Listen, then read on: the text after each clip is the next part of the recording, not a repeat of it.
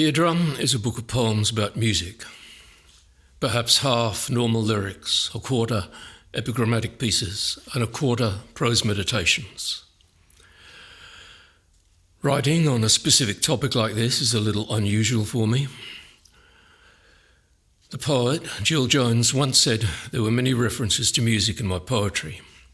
From that offhand remark, an idea became a sequence, and then a chapbook, and then, somewhat to my surprise, a whole book. Music is an experience like any other, and therefore it seemed appropriate material for poetry. As for the prose, I'm not a musicologist. If, in the prose sections, I have managed to bring anything different to the table, it will only be because I've looked at music through the lens of poetry. Why music? Someone said that everyone in the arts has at least one other art form in their head. Music isn't the only other art form that interests me, but it is the one I spend most time on, apart from poetry. I also can't help but think of music and poetry as sister art forms.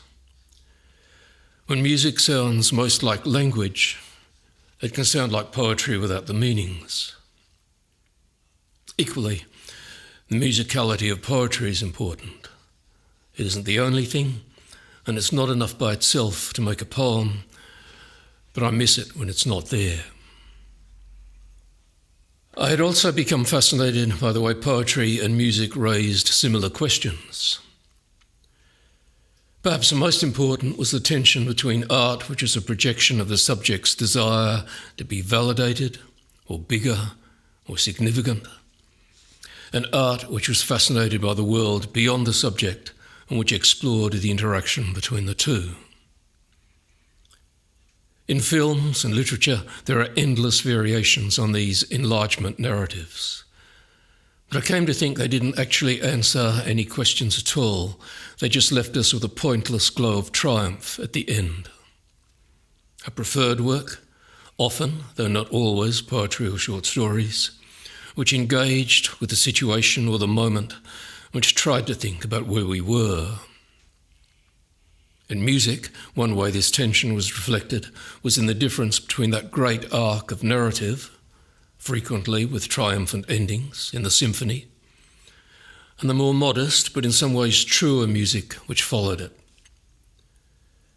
It is an ongoing tension. There are plenty of contemporary songs which are just enactments of the desire to assert oneself.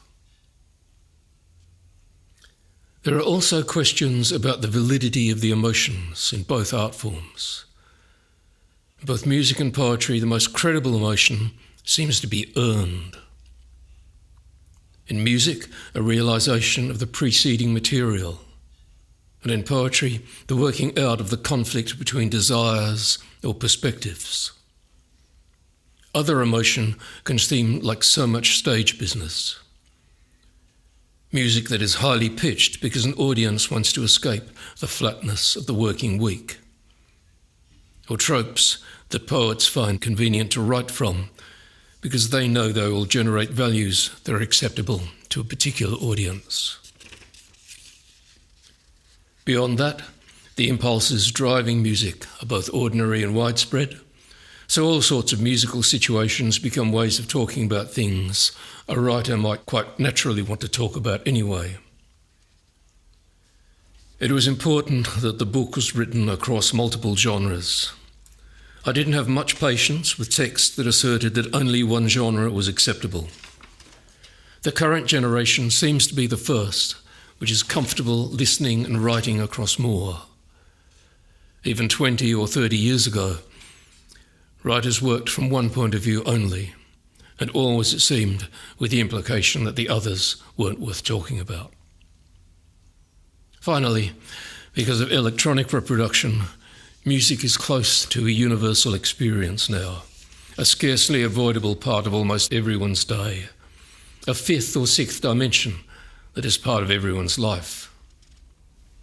It made sense to try to think about what it was doing. And then, like poetry itself, Music is one of the strange and enduring gestures.